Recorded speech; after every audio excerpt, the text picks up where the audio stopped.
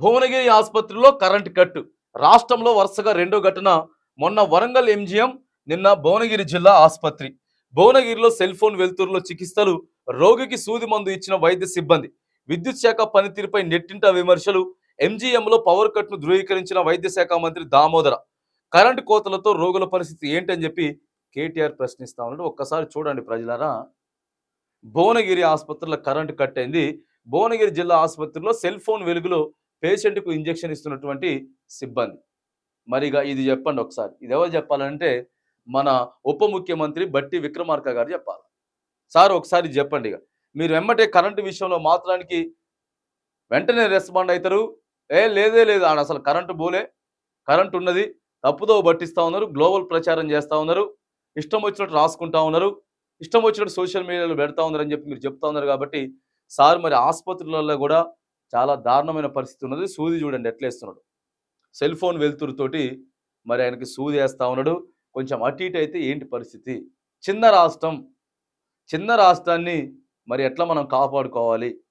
ఆసుపత్రులలో ఎప్పుడు మొన్న వరంగల్లా, నిన్న భువనగిరి జిల్లాలలో చాలా మంది కూడా మనకి ప్రజలు కూడా చెప్తా ఉన్నారు, కరెంటు చక్కగా ఉండట్లేదు, కరెంటు చక్కగా ఉండట్లేదు.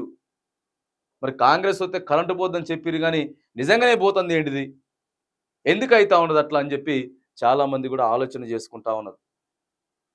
చాలామంది కూడా ఆలోచన చేసుకుంటా ఉన్నారు. ధృవీకరించిన వైద్య శాఖ మంత్రి దామోదర నరసింహ గారు కూడా రైట్, నిజంగానే కరెంటు పోయిందని చెప్పేసి ఆడ చెప్తున్నాడు.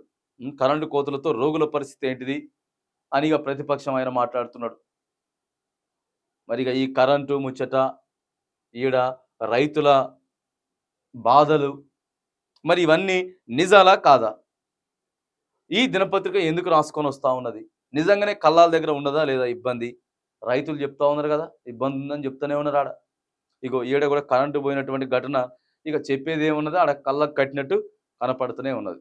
ఇంకా వీటన్నిటిని బాగు చేయండి అని చెప్పి మనం అడుగుతా ఉన్నాం. వీటన్నిటిని దయచేసి బాగు చేయండి.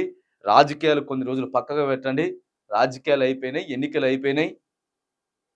మీ బిజీ షెడ్యూల్ అని కూడా బంద్ చేసుకొని ప్రజాపాలన, మీ ఇందిరమ్మ రాజ్యం అని చెప్పారు కదా, ఇగో దాని మీద దృష్టి పెట్టండి అని చెప్పి మనం అడుగుతున్నాం తప్ప ఏదో వాళ్ళ మీద పగుండో, లేకపోతే వాళ్ళ మీద మనకి గెట్టు పంచాయతీలు ఉండో, లేకపోతే పుట్ట పంచాయతీలు ఉండో మనం అడుగుతలేం.